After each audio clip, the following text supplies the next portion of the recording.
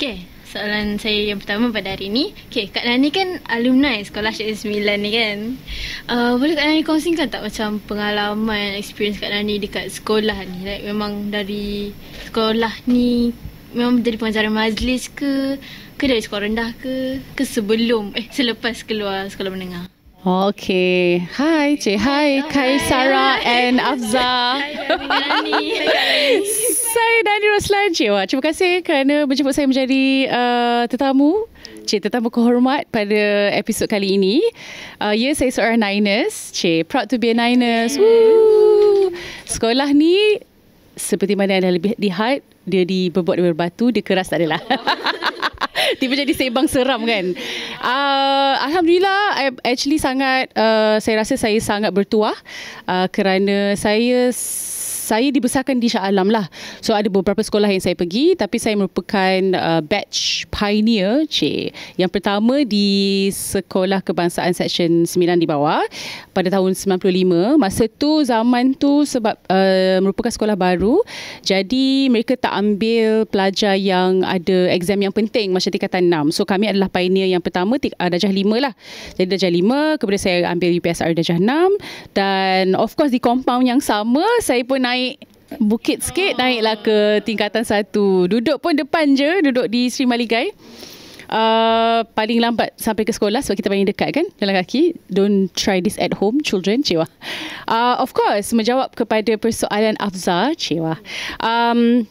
Sebenarnya saya daripada sekolah rendah, saya dah didedahkan dengan pelbagai pertandingan sebab kami adalah sekolah yang sangat baru, dan bila saya masuk ke sekolah SMK Section 9, saya merupakan batch yang ketiga lah.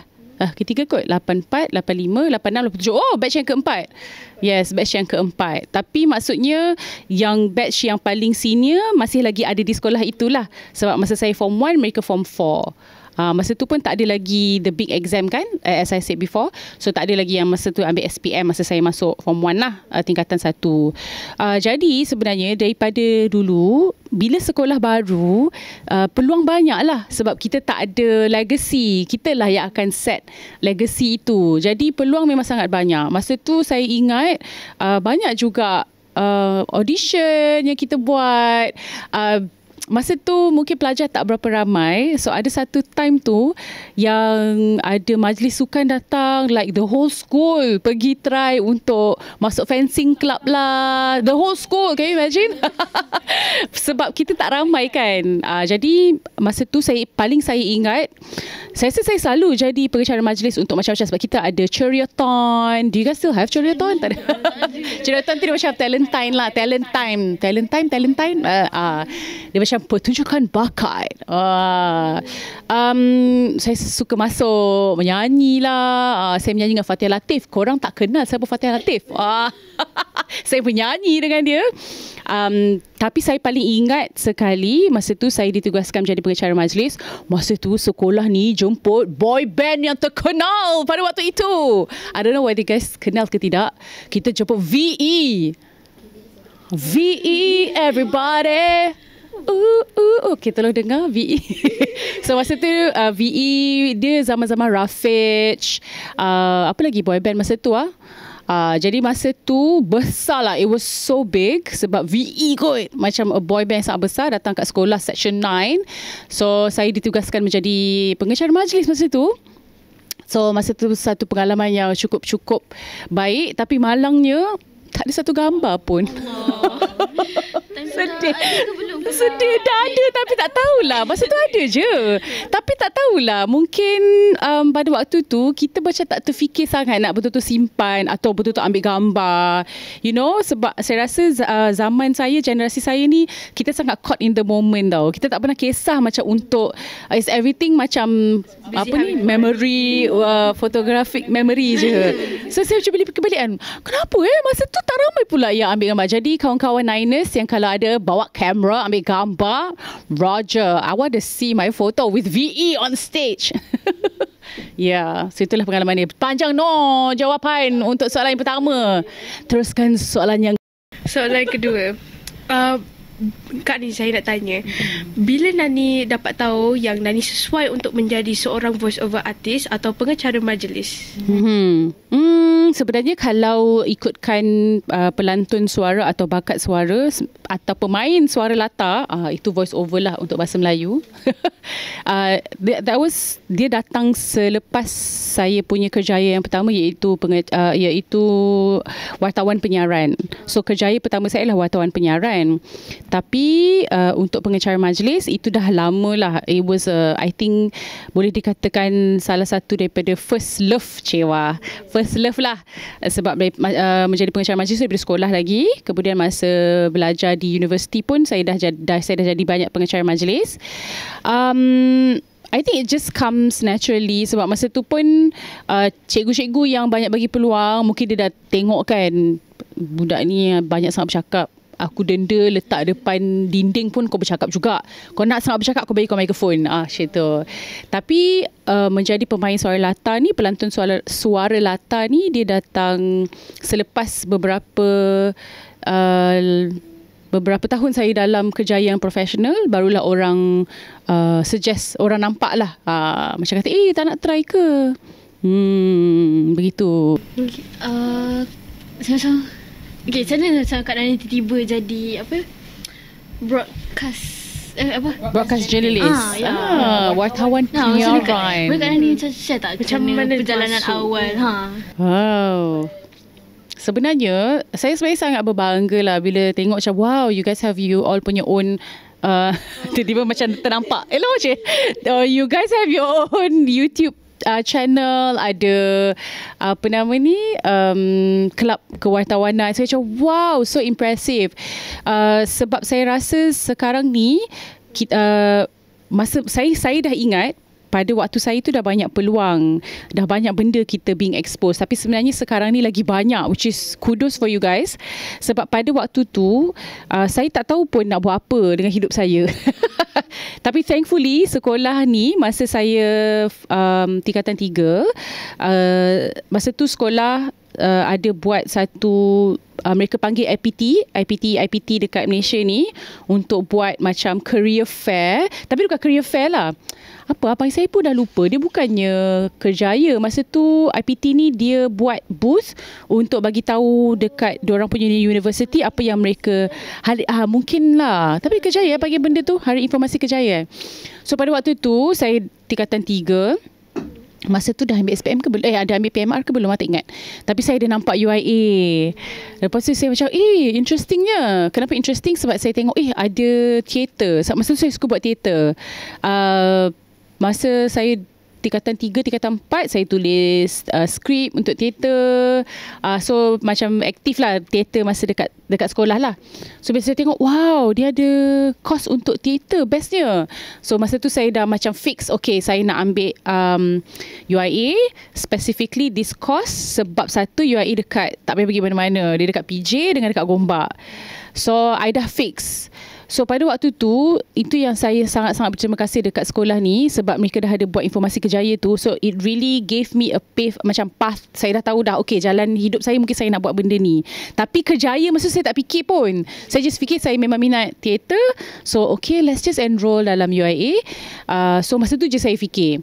So pada waktu tu, cikgu-cikgu ada different ada different plans kepada saya. Saya rasa mungkin, saya tak tahulah zaman sekarang macam mana, tapi pada waktu tu kita memang kekurangan pelajar dalam STEM. So masa tu kalau you budak pandai ke, you dah nampak macam ada potensi, cikgu-cikgu, bukan cikgu sekolah ni je, in fact masa tu macam dekat negara sendiri dia banyak nak encourage pelajar-pelajar yang ada potensi ni untuk terus masuk pure science lah, science tulen. Sekarang masih ke tak? Masih masa tu I was quite lucky sebab mak saya, dia tahu yang memang saya tak minat dan dia dah tahu saya memang nak ke UIA, ambil course tu. So dia pun naiklah office kat sini, dia kata, cikgu, sebab masa tu saya dah dapat 4 science pure science. So mak saya naik, dia kata, no, anak saya memang dia memang nak masuk jurusan sastra. Masa tu pun bukan saya yang set the precedent lah. Before that pun ada senior, Zeri Zamri, dia designer buat baju. Dia pun dapat pure science. Dia pun fight untuk masuk kelas seni, dan sekarang dia memang a very renowned fashion designer. So at that time dia macam sedikit radical lah untuk orang yang macam menolak pure science dan nak masuk sastra. Wow, bunyi loceng sekolah. Kena freeze tak? Do you guys still do that? No, right? Tak kan freeze je tu. Oh, dulu kita orang macam first ring dia macam freeze. Lepas tu second ring baru boleh jalan. Second ring? So dia ada tiga loceng. Loceng pertama semua diam. Loceng kedua berdiri. Lepas tu loceng ketiga, okay, kita semua dah dekat ni. So anyway, bersambung kepada soalannya.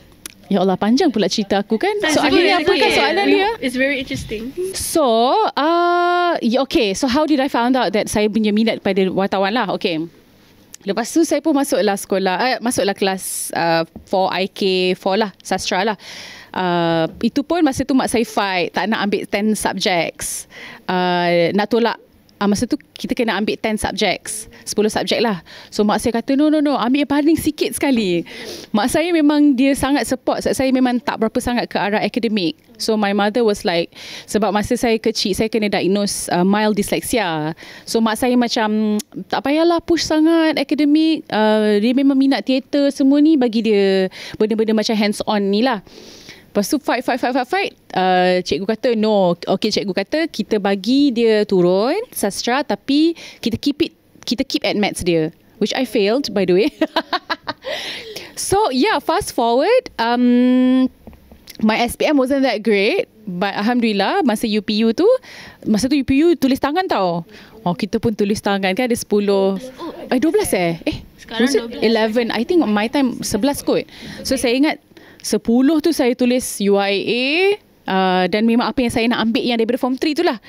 Walaupun A saya sangat sikit dan saya tak mungkin dapat masuk UIA, tapi saya tulis je, bawah sekali baru ambil law, tapi UIA juga. Tapi alhamdulillah saya dapat masuk UIA. And dekat UIA tu macam paling sikit pun 5A. Saya dah lagi sikit daripada 5A, tapi alhamdulillah saya dapat masuk UIA juga. Mungkin orang tu tengok, kesian budak ni tulisan dah lah buruk. 10-10 dia pilih UIA kan. All 10. So only yang the 11th tu baru saya ambil law. Tapi semua tu the same thing saya tulis. Sebab masa tu kan tulis, kalau sekarang mesti tak boleh kan, sebab hantar online. But I got in. So saya macam okay. So saya ambil bahasa dan kesusastraan Inggeris. So being a dyslexic, it wasn't easy. Sebab orang yang dyslexia ni, if you know about dyslexia, dia adalah satu learning disorder. Dia bukanlah disability in a way if you are mild. So sebenarnya kesukaran orang yang ada dyslexia ini adalah untuk membaca dengan membaca reading out loud, membaca, mengeja, menulis. Tapi saya ambil bahasa. So ironic kan. Okay, lepas tu saya memang tak pernah minat lah nak menulis sebagai wartawan. Masa tu saya kena ambil juga communication. So saya tak pernah minat pun. So fast forward, saya pergi ke career fair dekat satu mall, shopping mall ni. I only brought satu je resume, satu helai resume. Masa tu saya tak habis lagi belajar. Saya bawa satu helai resume. Lepas tu tiba-tiba ada seorang pembaca berita. Saya tak kenal pun dia siapa. Saya tak tengok TV pun, tak baca berita pun. Rupanya dia seorang pengacara di TV3 yang agak famous lah. But she was my mom's age. So dia generasi yang atas lah. Tapi dia legendary lah. So dia macam panggil, dia kata, baiklah try baca, pergi depan kamera, baca skrip ni. Saya kata, tak minat. Kata, baca je news ni. Tak minat. Baca je. Okay, lepas tu saya baca. And then dia kata, ada resume tak? Cakap, bawa satu je. Tapi sebenarnya tak minat pun nak jadi wartawan ke apa. Tak apa, letak je. So letaklah dekat Media Prima. Media Prima ni adalah sebuah konglomerat media, antara konglomerat media terbesar di Malaysia, di mana Media Prima ni ada beberapa stesen televisyen, ada radio, ada aplikasi, ada advert. So it's huge lah, one of the largest media conglomerate. So kata okay lah, saya letak. So fast forward, secara dramatiknya, it was my final exam. exam saya yang terakhir, paper yang terakhir. Masa tu handphone macam masih tekan-tekan tu kan. So dah habis keluar exam hall, buka telefon, tiba ada banyak miss call. Lepas tu saya call, Media Prima call. Dia kata, this was 6 months selepas saya betul-betul jumpa yang orang tu lah. Dia kata, tahniah anda dipilih untuk masuk satu macam rancangan ni. Dia macam program. Dia ambil orang daripada pelbagai bidang, pelbagai background, fresh graduate ke, ataupun, tapi kebanyakan dia ambil fresh graduate lah yang baru ni, untuk jadi wartawan penyiaran. So dia macam reality show, tapi tak ditunjuk di TV. Dia macam with internal sahaja.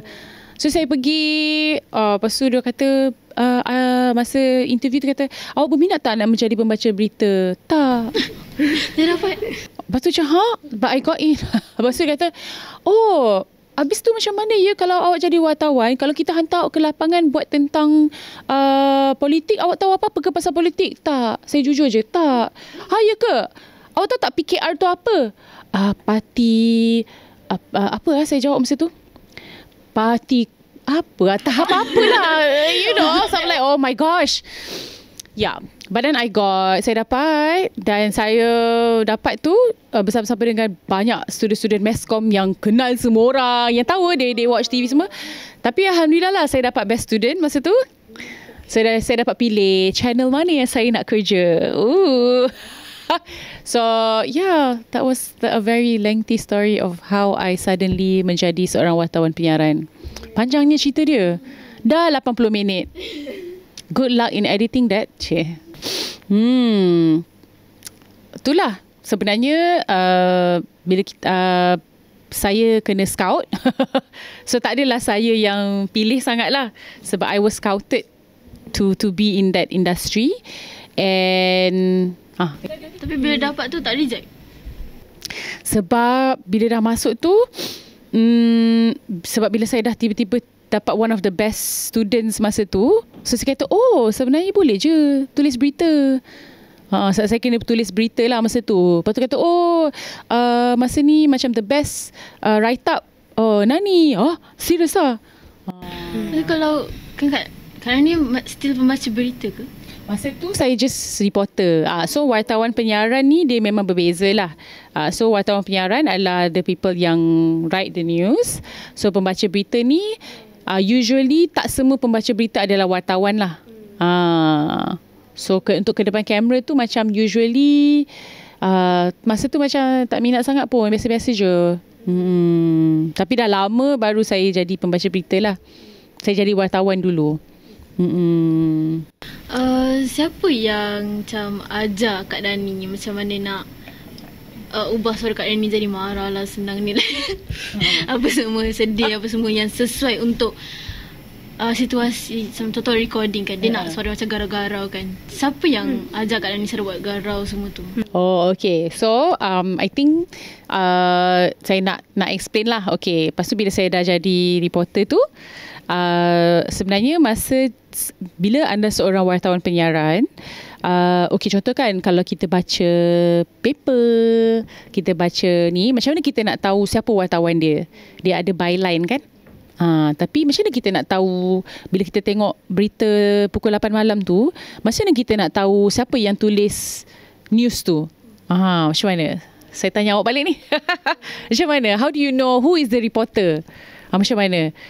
Kalau kita tengok berita pukul 8 malam tu, kan orang tu akan baca, tapi bukan dia yang tulis berita tu, bukan dia yang keluar ke lapangan dan macam mana kita nak tahu siapa penulis berita tu, siapa yang turun ke padang?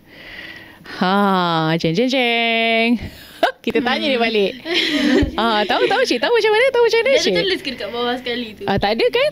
Tak pernah perasan kan? Macam kalau newspaper, kalau majalah, kita akan ada byline. It's called byline, right? Oleh siapa? Written by who? Tapi kalau TV tak ada.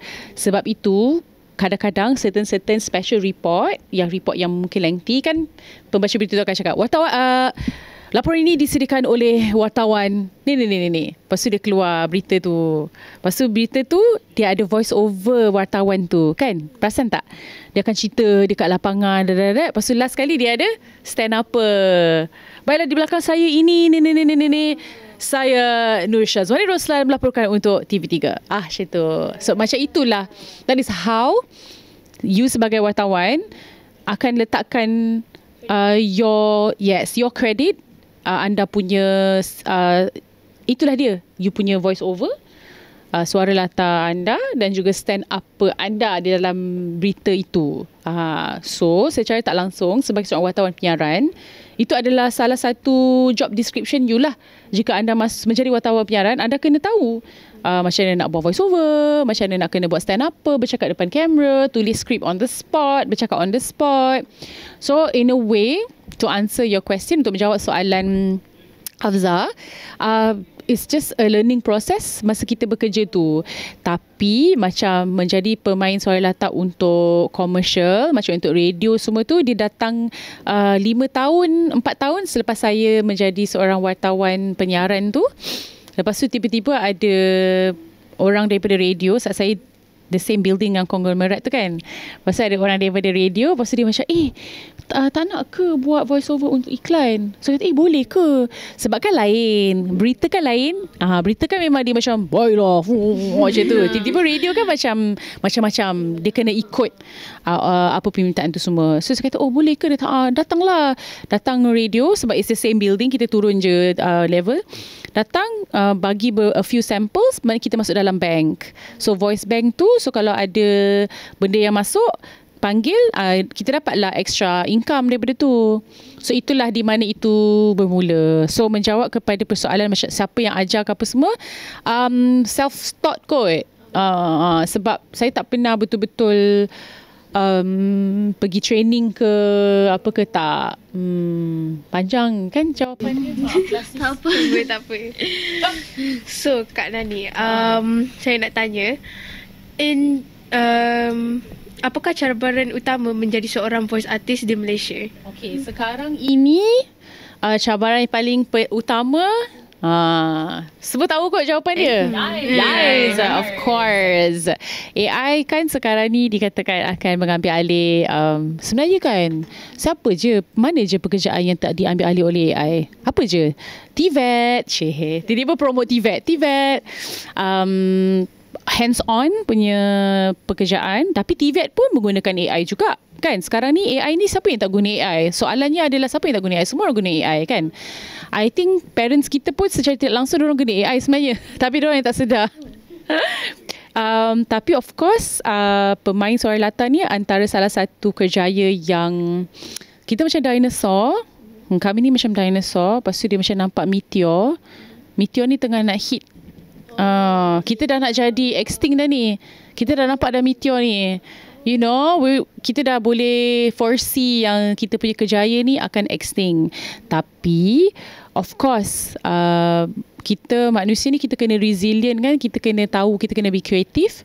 Dan saya percaya kalau kita sendiri, tak kisah sesiapa pun kita, kalian sebagai student pun, kalau kita sama-sama memberikan advokasi untuk pro manusia, terutamanya dalam bidang-bidang seni, pro manusia. Contoh sekarang ni kita boleh prompt je untuk buat Ghibli yang Ghibli, yes that Ghibli. Oh my god, Ghibli. Sorry, I'm a dyslexic. Kan kita beri prompt, pasti dia macam change this into blah blah blah. Imagine sebelum ini benda-benda itu semua adalah commission work kan. Kita akan bayar orang artis untuk lukis semua. Sekarang kita prompt dapat free je.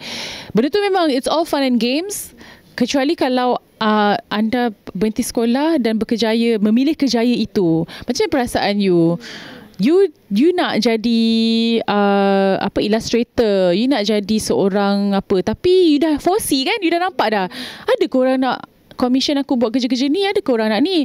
So sebab itulah kita kena sentiasa satu, apa yang kita boleh buat kita kena pro-human lah. Kita kena sentiasa advokasi untuk pro-human. Kita kena buat pilihan yang betul lah setiap kali kalau kita nak buat benda-benda yang seni.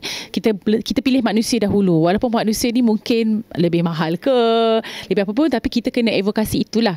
Nombor 2, kita sebagai pengguna AI, kita kena sentiasa label.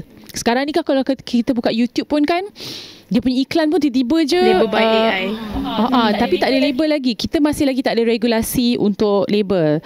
Okay, yang penting juga sebagai student pun you kena advocate. Mungkin your generation you know it's AI, tapi generation yang atas-atas ni tak tahu. In fact, my generation pun still tak boleh differentiate. I think kalau kita tunjuk dekat generation sekarang, macam obviously it's AI. Hello, you can see muka dia tak bergerak apa, things like that. Tapi generation yang atas ni tak tahu. So mungkin juga pada level you all sebagai student pun sebenarnya you ada suara untuk menulis, untuk ambil gambar. This is a task lah Cewa untuk semua kan. Kalau you nampak je any advertisement dekat YouTube yang tiba-tiba Chef Wan menangis lah, gudang dia masuk air lah, ambil gambar, simpan bukti tu dan just drop an email or whatever di MCMC ke SKMM ke, menunjukkan yang budak-budak muda pun nak ada regulation untuk AI ini. Di label AI satu untuk protect, untuk keselamatan, sebab our parents adalah the vulnerable people sekarang ni yang sangat terdedah kepada scam, kepada AI. So itu tugas-tugas anak muda tolong mungkin you guys rasa macam takkanlah tak tahu, but of course your grandparents tak tahu kan. Zaman diorang pun tak ada benda-benda macam ni. Zaman diorang tak ada benda tu. Lepas tu kan dia macam tak boleh imagine macam, dengan prompt je boleh jadi macam ni. What does prompt means? Ni mesti kena ambil video dulu, lepas tu pakai makeup. Tu kata tak, kita pun macam malas. Tapi sebenarnya benda ni penting lah. So I think generasi muda ni dah kena start be proactive lah, and untuk pro-human lah. Begitulah. Panjang kan, maaf lah. Kak Nani buat pelbagai suara kan. Suara garau, ada suara marah, suara sedih, semua kan ada kan. Macam mana Kak Nani sesuaikan diri? Macam contohlah Kak Nani nak buat suara garau, tapi director ke apa tu kata macam tak cukup garau, nak garau lagi. Macam mana Kak Nani nak sesuaikan diri dengan pelbagai suara? Kita cakap dia buat sendiri lah. Tak adalah. Kena keluar studio nanti. I think macam semua pekerjaan, macam korang pun kan, mungkin mula-mula nak jadi host untuk podcast saya takut-takut kan. Macam how do you know apa threshold dia kan? Macam apa pun benda yang kita buat, kita mesti nak kena tahu apa threshold dia. Macam mana kita nak, are we giving too much or are we giving too little? How macam mana kita nak tahu? Mestilah kita kena ada time, kita kena ada pengalaman lah. So kita ada pengalaman. Sebab macam mana kita belajar pun, macam mana buku kita baca, kita teori pun, how untuk buat suara begini-begini, macam mana kita dengar pun dan kita ni, tapi kita mesti kena ada pengalaman itu untuk kita tahu, orang akan tahu kalau kita buat macam ni lebih. Nombor 2, kita kena tahu feedback. Kita kena sentiasa get feedback. So it's very important untuk kita, sebab masa saya muda-muda, getting feedback is one of the things yang saya paling tak suka.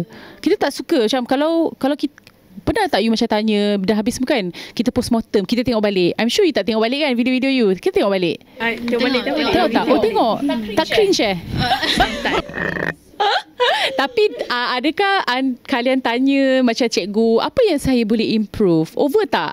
Ke macam tengok macam, oh my god, I sound so funny, macam tu je kan? Ataupun macam, kenapa macam ni kita tak ada feedback yang konstruktif. Dan kadang-kadang kita rasa macam kita tak boleh terima. Kita tengok, kita gelak-gelak, lepas sudah. Kita tak ada macam, how can I do better? Macam kita ni so macam itulah saya belajar lah. So contohnya kita buat suara gini-gini, lepas tu kita tanya klien, okey tak? Nombor 3, lepas kita ambil feedback, kita kena sentiasa bagi option. Itu pun sebenarnya bila kita dah ada pengalaman, kita dapat feedback, kita sentiasa menawarkan lebih daripada satu. Ini bukan saja untuk VO, like whatever it is, kalau you dah di bidang pekerjaan pun, it's okay for you untuk memberi lebih daripada you memberi kurang. So contohnya kalau orang tu macam you tanya tadi kata macam mana you nak tahu dia kata garau lagi ni lagi, kita kena betul-betul ada komunikasi yang jelas. Kita jangan emo, kita jangan rasa macam apa lagi kau nak tak, kita macam ni. Okey, ini yang paling garau, paling ganas saya boleh buat. Lepas tu kalau ni tak okey lagi, mungkin boleh bagi cadangan sebab ini saya punya threshold. Mungkin you boleh tak kalau kita try ini pula.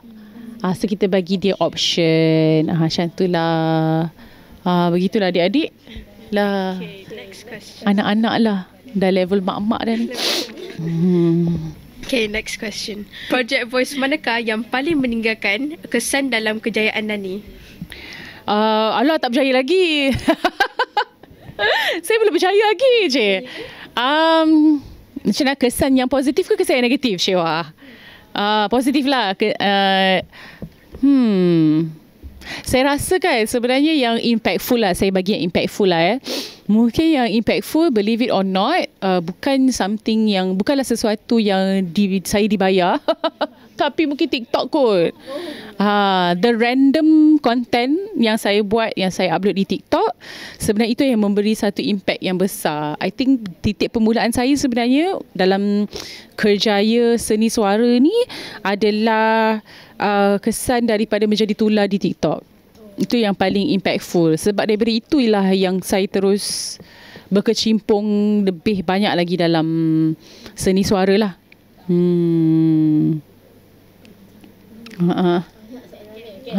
Teruskan rakas tugas. Hari ni mestilah busy dari Isnin sampai Ahad, pagi, petang, siang. Okay, macam mana Kak ni macam pernah tak hilang suara, tak pun macam susah nak kekalkan kualiti suara tu? Macam contoh malam ni tiba-tiba saya tekak, esok nak recording. Macam mana Kak Dani? Betul. Sebenarnya itulah, cikgu-cikgu korang pernah tak hilang suara lah? Tak pernah dengar cikgu-cikgu pernah tak? Tapi suara pitch high pitch je selalu kan. Macam tak pernah hilang suara. Tak pernah MC. Kan? Tapi tak pernah. Itulah, I rasa kan sepanjang saya sekolah pernah macam sekali dua je cikgu yang macam tiba-tiba masuklah dia macam saya tak ada suara. Pernah. Pernah tak? Jarang. Tapi jarang kan? Jarang. Kau macam sebab sebenarnya kalau kerjaya yang menggunakan suara ni selalunya mereka tak ada awareness sangat tentang peti suara. Tahukah peti suara berada di mana? Peti suara kat mana? Mana kita punya vocal cords? Sini ke? Sini ke? Tekak. Ni tekak vocal cords kita. Kat sini kan? Di sini sebenarnya. Pernah tengok orang yang macam dia macam kanser. Lepas tu kan dia ada lubang, lepas tu dia cakap kan dia macam sebenarnya kan dia vibration dekat sini kan. Tapi macam saya sendiri masa tu saya dah buat kayaknya saya dah bekerja menggunakan suara ni, I think masa tu dah berbelas tahun lah. And finally tiba-tiba satu hari tak ada angin, tak ada ribut, tak ada sema-sema, tak ada batuk, suara saya hilang. Masa tu tengah buat job lah, masa tu tengah buat live show, suara saya hilang. Lepas tu masa tu memang dah tak boleh, macam tak keluar. Dia tak keluar. Padahal selalunya kan kita batuk, sema-sema ni tak ada apa-apa, tiba tak keluar. Lepas tu masa tengah live show tu, saya memang hosting tu ada beberapa penyanyi yang famous lah, yang sangat-sangat famous. I think I met 3 singers that night, tapi tak ada siapa pun yang boleh relate dengan apa yang saya kena tu. Hilang suara. Yang hilang suara tu. Lepas tu nasihat-nasihat yang diorang bagi tu semua pun macam the general things yang kita dengar. Contoh, kalau sakit tekak buat apa? Minum air suam. Cough drops. Lepas tu apa nama ni? Apa yang famous sangat tu? Muda sangat. No. Apa? Air apa? Asam Jawa. Air asam Jawa. Tapi sebenarnya tu semua kita punya tekak. Sebenarnya bukan peti suara kita. So peti suara kita ni banyak being taken for granted. Dan sepatutnya bila saya kena benda tu, saya pergi pakar ENT, telinga, tekak, mata. Mata lain. Ear, nose, throat. Telinga, hidung, tekak. Lepas tu doktor tu pun dia rujuk saya ke laryncologist. Sebenarnya satu field yang lain untuk peti suara ni. So kita duk ingatkan macam tekak, tapi tak. So dekat situ sebenarnya kita kena ada awareness lah. So bagi tahu cikgu-cikgu, cikgu beli dekat Shopee tu yang ada mic dengan tu. Oh, cikgu saya ada. Betul, bagus cikgu tu. Sebab peti suara kita ni sebenarnya dia macam bentuk, nanti you balik you Google, you tengok kita punya vocal folds dengan vocal cords kita yang kat sini, dia punya bentuk dia macam ni. Lepas tu dia ada friction. Dia sentiasa bila dia bergetar, dia bergerak. So kalau kita tak buat vocal exercise, kalau kita tak jaga kita punya mental, kita punya emotions, tak jaga makan, dan perut kita dekat mana anak-anak? Dekat sini. Dia sebenarnya sangat dekat dengan sini. So kalau kita ada acid reflux, kalau kita makan pedas, suka makan ayam gepuk kan? Generation sekarang ni suka makan ayam gepuk lah. Ghost pepper, samyang, all the pedas and all the insanely masam. Tu semua acidic. Dia perut kat sini, lepas tu dia boleh hakis kita punya. Perut kita sebenarnya bukannya kat sini kan? Sini, no. Perut kita di atas. Sebab ini semua kita punya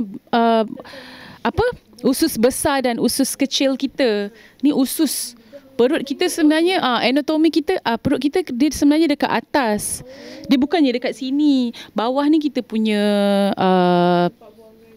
kita punya reproductive organ yang betul-betul bawah tu. Rectum kita kat belakang. Perut kita sebenarnya dia dekat atas. Dia bukan dekat bawah ni tak. So bila kita makan benda-benda yang acid apa semua, dia boleh hakis kita punya vocal cords. So itu kadang kita dengar macam mula-mula saya rasa benda tu macam poyoh. Macam sebelum saya menyanyi saya tak boleh makan benda pedas-pedas. What does that got to do? Tapi bila kita tengok daripada sudut sains dan medical, macam patutlah sebab perut kita kat atas. So bila dia naik gas apa semua, dia akan hakis dia punya vocal cords tu.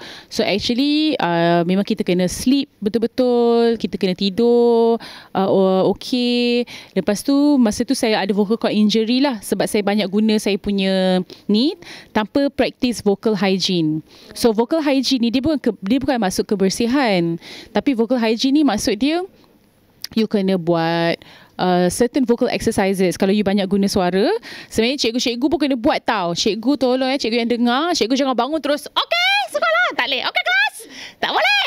Dia kena macam bubbling, dia kena macam-macam sebenarnya, dan dia kena ada physical strength. Macam saya dah start exercise, saya memang kena make sure saya tak boleh ada sedentary lifestyle lah. Saya tak boleh duduk diam, duduk dalam aircon, tak boleh. Sebenarnya memang kena make sure kita fit, sebab yang menjaga kita punya peti suara ni ada banyak folds. So folds ni semua adalah muscle, adalah tisu. So kena jagalah. So start young. Masa saya injury tu, saya macam fikir, ya Allah, masa aku kecil-kecil dulu, masa aku kat sekolah dulu, tak pernah kisah kan, jerit je, pergi konsert, pergi tengok bola, jerit sampai hilang. Tapi tu sebenarnya you are really like memendekkan itulah nyawa vocal cord you. Jagalah peti suara anda. Cikgu-cikgu pakai mic. Ada kan cikgu yang pakai mic? Bagus, love cikgu. Apa nasihat Kak Nani untuk bakat muda yang ingin mencuburi dunia voice over? Ramai yang tanya kan, macam mana nak jadi voice over talent, macam mana? Sebenarnya dengan anda bertanyakan soalan tu pun ada dah satu langkah ke depan. Sebab maksudnya dah ada minat. Nombor 2, dia bukannya sesuatu kerjaya yang macam cikgu ke, macam doktor ke. Dia tak ada macam daripada awal macam anda perlu lakukan ABC untuk anda menjadi seorang pemain suara latar. Tak.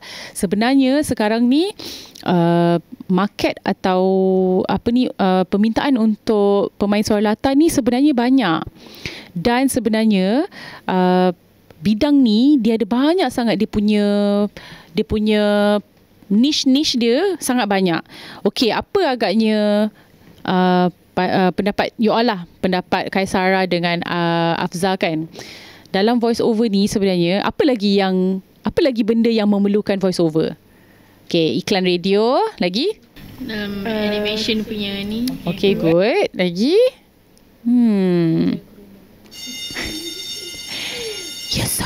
Nope. Okay. Commercial, corporate videos. Tapi semua tu kan AI boleh buat. Tu macam mana? Tak boleh lah. Tak boleh lah. Tapi sebenarnya kita ada niche dia. Kita ada juga, contohnya yang macam saya buat tu, telefon IVR, nombor IVR. Macam hello. Terima kasih kerana menghubungi. Tekan 1 untuk bahasa Melayu. Press 2 for English. Yang tu. Tu pun ada. Tapi tu pun komputer boleh buat. Contohnya lift. Level 1. Lepas tu kan boleh ada level 1. Nampak sangat kau tak apa-apa. This connected successfully. Obviously it's not human. So again, advocate for pro-human. Tapi sebenarnya bila kita dah betul-betul dalam industri tu, kita sedar yang boleh diberi arahan dan mengikut arahan hanyalah manusia. Having said that, walaupun AI dah ada, peluang tu masih ada untuk manusia menceburi bidang tu. Menjawab kepada persoalannya, buat je demo, pakai je phone, buat je demo. Sekarang ni Google je, script, voice over, read it, letak je mana-mana. Keep it somewhere, Google Drive ke, Google Cloud ke, whatever yang orang boleh access, yang you boleh hantar link apa semua.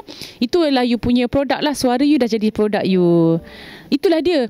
So contohnya kalau you keluar mana-mana, lepas tu you jumpa, lepas tu orang tu kata, oh saya ada satu production house. Oh ya ke? You own a production house? Ya, saya buat video untuk ni. Oh ya ke? Perlu tak voice over talent yang boleh menerima arahan? Suruh sedih, saya boleh sedih. Suruh buat suara gembira, saya boleh buat suara gembira. Sebab prompt sekarang ni dia tak boleh betul-betul ikut. Dia still tak boleh. Contohnya kita prompt, you are a cancer-stricken patient with 3 months to live and say this line. AI confirm akan cakap benda yang sama je. Don't leave me.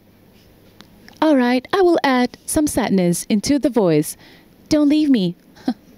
So humans still have a chance. So buat demo banyak-banyak, you jumpa orang-orang macam tu, secara fizikal ke secara online ke, you search lah kan, production houses near me, drop them an email, say hi, I am a 12-year-old or 13-year-old voiceover aspiring voiceover talent. I want to here are my samples. Saya boleh buat suara untuk iklan, saya boleh buat suara sebab korang muda lagi. So ada macam-macam lagi benda yang you can explore all your anatomy. Sebab saya pun buat juga hari tu untuk budak lelaki berusia 12 tahun. Me, a female, a 38-year-old female, buat suara for a 12-year-old boy. How? Cik. Cuba buat. Wush, cik. Wush, wow, hello. Bunyi macam bodoh kan? Tapi sorry, tercakap bodoh pula. Sounds silly, but I got the part. Untuk Duri, dia watak a 12-year-old boy. Assalamualaikum. Okay, yeah. So ada je, permintaan untuk masa tu ada. So go for it, buat je demo, hantar je. Siapa yang tanya? Aku tanya ke kau. Kita tak sahabat Kak Nani, sorry. Tak ada. Ni terror lah ni. You all form berapa Form 3 Form 2. Form 2. Wah, 14 dengan 16. Masa tu saya tengah buat apa taklah, main guli, tangkap berudu, tak adalah. Okey, soalan seterusnya, silakan. Masa Kak Nani dulu sekolah di sini, SMK Section 9, Kak Nani macam mana kat sekolah? Macam pendiam ke? Kalau tengok macam ni, macam macam Ya Allah, very hyper in class, talkative. Ya Allah, dah lah ada cikgu saya kat sini je tu.